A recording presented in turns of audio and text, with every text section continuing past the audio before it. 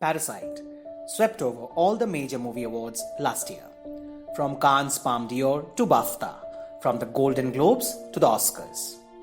One wonders what is about this film that won such unprecedented love and appreciation from the whole world. After all, Parasite might not even be Bong Joon-ho's best movie. Acclaimed Tamil director Vetri Maran shares a very interesting take on the same. Maran says, Parasite is a take on the capitalist view of life and questions how the common man is suffering. This is the time Americans are questioning their way of life, and this film resonated with that for everyone. Spot on, we must admit. Not only Parasite, if we closely watch the themes in play in most of the noteworthy works by filmmakers from all corners of the world, we come across the same story.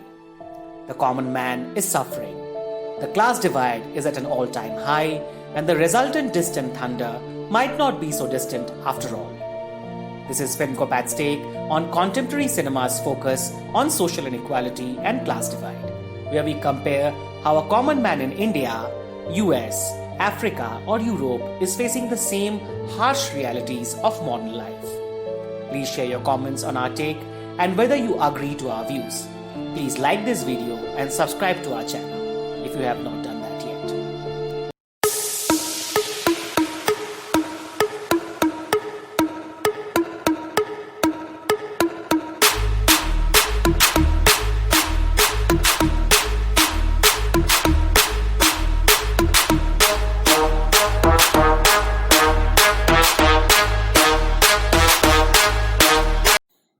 Please have a closer look at these three movie posters.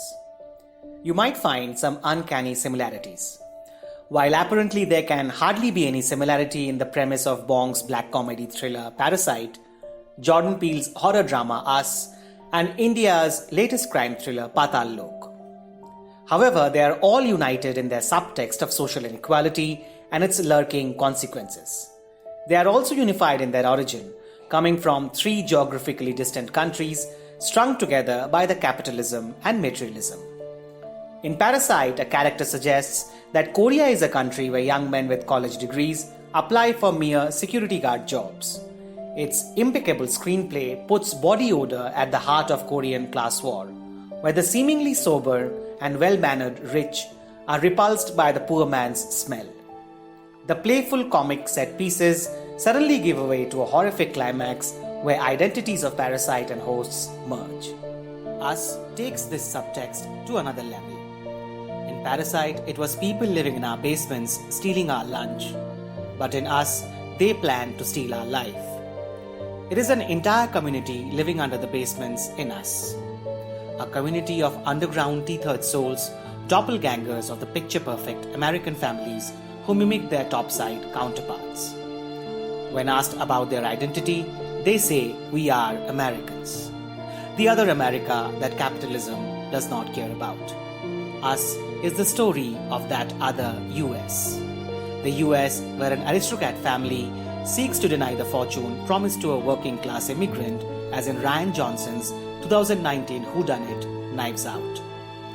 Ana de Armas in Knives Out instantly reminds you of another working class immigrant character from 2019 itself, that of Constance Wu in Hustlers, where she teams up with her former strip club colleagues to turn the table on their Wall Street clients.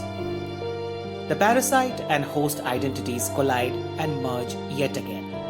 No wonder they all came in 2019, when income inequality in the US had hit its highest level in the last 5 decades since the Census Bureau started measuring it. How interesting it is that the basements of America reflect in the Paatal Lok of India. A story on how the rich guardians of the society thrive on the underbelly of the country.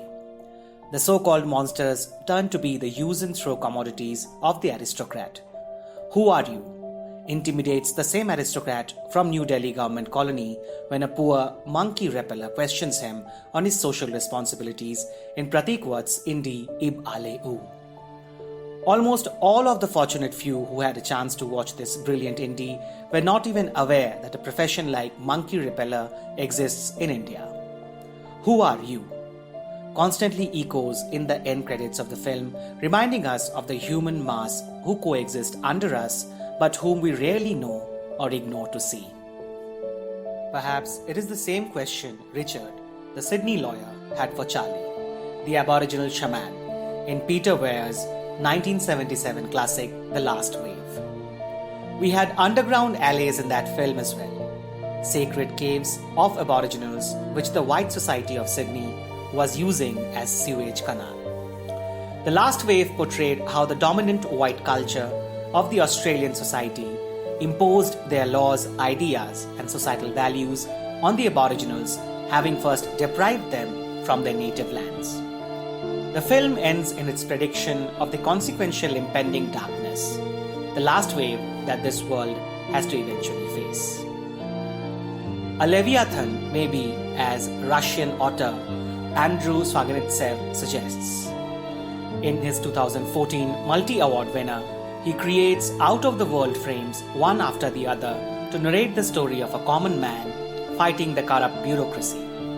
Leviathan takes an immersive look in the lives of the powerless, hoping against hope to win a losing battle. Religion, politics, and the judicial system team up to ensure the imbalance of power remains in effect, much like the Paatal premise.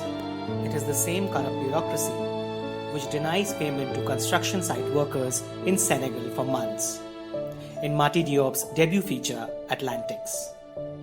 The property mogul in charge of the site has cash flow issues for which his workers must pay the price. One of them is Suleiman, who goes missing in the Atlantic with a bunch of other workers while sailing to Spain for better sustenance. The film is largely about the woman these men leave behind, to think about them and possibly mourn them. Ada mourns for Suleiman while she is forced into marriage with the wealthy Omar. The sterility of this marriage, built upon status and material possessions, comes out through the emptiness of the royal marriage bed and bland surroundings of the white nuptial room. Atlantics is yet another window into the world of those we hear about in the news, but rarely see as people. Those who emigrate to other places in an attempt to find something better. These are the same people whom the intellectual Aiden tries to control in Nouri Bilge Ceylan's Palme d'Or winner, Winter Sleep.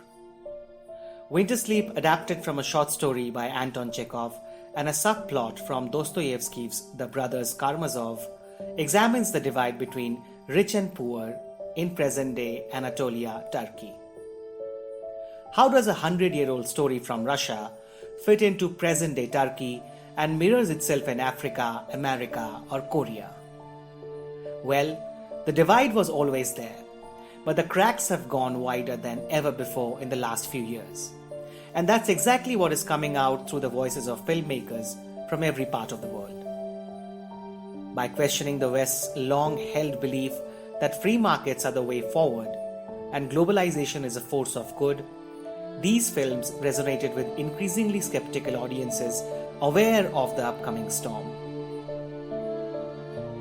It is this storm that Nihal sees in Ismail's eyes when he offers money to him to get out of Aiden's debts in Winter Sleep. Whether as petty as the stone that shatters Aiden's car window or of cosmic proportions as in Peter Weir's The Last Wave, we better acknowledge that a storm is coming. And the Joker is the perfect personification of this lurking storm. Mistreated and disregarded by the society, Arthur Fleck embarks into downward journey of violence, anarchy, and uncontrollable delusions, eventually transforming into Gotham's infamous clown prince of crime. No wonder the world anticipated vandalism on streets post the release of a graphic novel supervillain movie. We are aware that the Gotham in this film is a mirror to the world we live in today. And the have-nots whom we have always questioned, who are you, will find the Joker as a motivating trigger. We see a Joker-masked figure blocking Anjani, our immigrant protagonist, in Ibale O, before he too breaks into a surreal dance of utter delusion. The subtle indication on what lies ahead should be clear to the careful eyes. The zombies that haunt the streets of Dakar, Senegal in Atlantics are a continuation of the same storm. These are dead men, back from the sea, to fetch their due payments by force this time, much like the tethered souls who join hands in Jordan Peele's Us. In the Golden Bear winner, Iranian director Mohammad Razulov's 2017 venture, A Man of Integrity, an oppressed man joins the very oppressor to survive. Later we hear the news of Razulov's imprisonment for the supposed propaganda against the system. We also hear news of slum dwellers in India breaking into the nearby high-rises and are reminded of the chilling scene from Raman Raghav 2.0, where the maniac murderer drags the rod in his hand on the road and slowly walks towards the nearby skyscrapers. We are reminded how the compromising family man gets cornered and pushed over and over in life until he turns into Asuran, the 2019 Dhanush starrer by Vetri Maran himself. Akira Kurosawa, in his 1963 thriller High and Low, presented us with a kidnapper who found a purpose in life to bring misfortune to the fortunate. In the fantastic end scene, when Mr. Gondo, the shoe merchant, questions why he hated him at all, he says, "I am not interested in self-analysis. I know my room is so cold in winter and so hot in summer, I cannot sleep. Your house looks like heaven high up there. That's why I started to hate you." The writing is on the wall. In 1939, when acclaimed writer Haruki Murakami wrote Barn Burning, he had left the story for one's personal interpretation to what happened and what might happen beyond. In 2018, director Chang Dong-lee has a clear vision of what all this is leading to. His adaptation of the story of divide and class inequality ends in violence and retribution. The ongoing lockdown has provided us all with a precious opportunity to take a pause and introspect. The storm is too close. We better acknowledge it. If you have been with us so far, please share your comments on what you felt about our analysis. Hit the like button if this made sense to you and subscribe to our channel if you have not done that already. Thank you for watching.